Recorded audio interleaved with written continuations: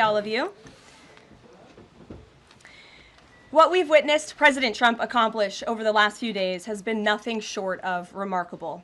We are now 3.5 years into the war between Russia and Ukraine, a brutal conflict that has claimed hundreds of thousands of Russian and Ukrainian lives and cost trillions of dollars. The weakness and incompetence of Joe Biden foolishly allowed the killing to start in the first place.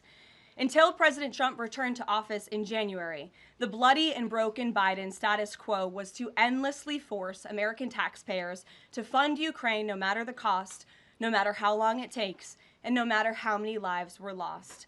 There is no denying that Biden's America Last foreign policy moved the world further away from peace.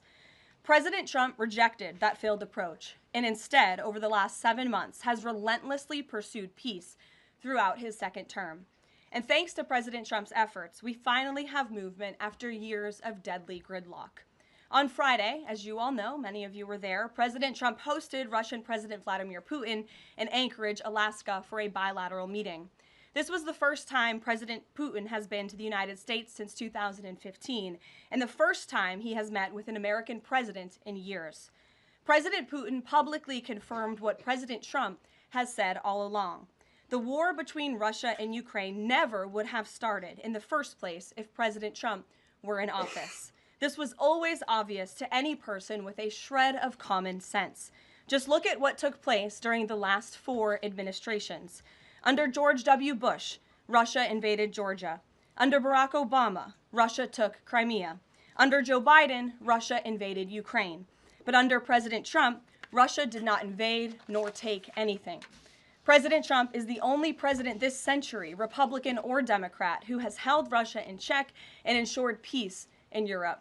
That's because Russia has always greatly respected President Trump and his peace through strength foreign policy approach. But overall, the bilateral talks in Alaska were very productive, and multiple key points were agreed to between the two leaders that truly opened up the door for Phase 2 discussions, which took place yesterday here at the White House. Within 48 hours of that meeting in Anchorage, I may add. As you all know, there were many European leaders here, as well as Ukrainian President Zelensky. They all traveled here to meet with President Trump to maintain the momentum and work toward a lasting peace. Across the board, every leader credited President Trump for his decisive leadership that has reignited the dialogue in hopes of finally bringing this war to a peaceful conclusion. 2 quotes in particular capture the progress that was made and the optimism moving forward. Finnish President Alexander Stubb said, "I think in the past 2 weeks, we've probably had more progress in ending this war than we have had in the past 3.5 years. Again, that is the president of Finland, a country that shares a border with Russia. That's what we call the President Trump effect. NATO Secretary General Mark Rutte also summed it up well. Without President Trump, this deadlock with Putin would not have been broken. He is the only one who could do this." Following the encouraging conversations yesterday, President Trump spoke with President Putin by phone, and he agreed to begin the next phase of the peace process, a meeting between President Putin and President Zelensky, which would be followed, if necessary, by a trilateral meeting between President Putin, President Zelensky, and President Trump. As the president said, Vice President Vance, Secretary Rubio, and Special Envoy Witkoff will continue to coordinate with Russia and Ukraine to make this happen as soon as possible. It's very important to remember that before President Trump's landslide victory last November, there was no end in sight to this bloodshed. Now, there may finally be light at the end of the tunnel and an opportunity for lasting peace. That's because President Trump is the peace president, and American leadership is back on the world stage. It should not be lost on anyone in this room that world leaders are coming right here to Washington, D.C. for help. While previous presidents have traveled halfway around the world to apologize for America, President Trump stands up for America, and he has firmly restored America's status as the undisputed leader of the free world. However, one thing that has absolutely not changed is the media's negative and downright false coverage of President Trump and his foreign policy accomplishments. From the beginning of this entire process, much of the left-wing media has been actively rooting against the President of the United States in the pursuit of peace. Initially, the media ridiculously claimed that President Trump was somehow beholden to Russia for even agreeing to have a face-to-face discussion with President Putin inside of the United States.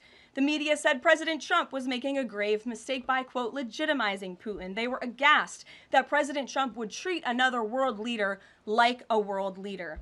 The media relentlessly attacked President Trump and claimed he suffered a, quote, major defeat for not immediately emerging with a final agreement, even though he said heading into that meeting, this was a meeting to listen and to understand how to move the ball forward.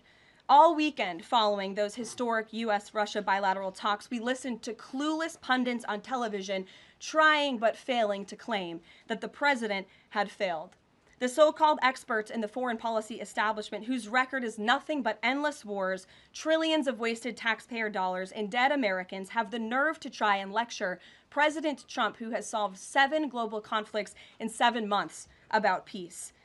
This is the same president, by the way, who brokered the Abraham Accords in his first term, on top of more than half a dozen other peace deals this year alone, as I just said.